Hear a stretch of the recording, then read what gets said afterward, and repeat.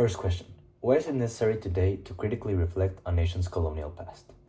Well, first of all, colonial past marks a huge difference on how countries are today than what they would have been without the colonial impact that they had on them. What happened is that history still has influence today. Some laws are still present in some countries that stem from colonial rule, and some consequences from that time are still present today in many of those countries. For example, racism and stereotypes were justified through colonial ideology, and this has affected some countries, for example, in Africa, that were colonized to this day. Also, economic inequality has some colonial roots. This is due to the fact that when the resources were exploited at the time, it left and then they were granted independence or fought for it, these countries were left without the ability to properly maintain a good infrastructure to have good economy once more. Second question, how did imperial process influence the identity of colonized countries? Well, for example, colonialism didn't just take land or resources, it shaped their culture to this day.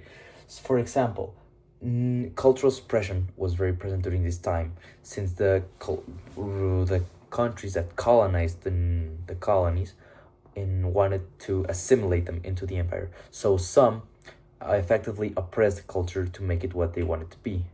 And also, new national identities were created from the colonial borders. This also made it so there was internalized inferiority, making it so some of the citizens were believed to be inferior to the colonized citizens who lived in the colonies. So what I'm saying is that to this day there are still parts of the identity of colonized countries that were influenced by imperial practices. And third question is, how did imperial process influence the identity of colonizer countries? Well, some big effects are, for example, the national pride that are built from the empire. Many countries that were colonizers back in the day now have a huge sense of patriarchy. They are built their identity around being imperial powers.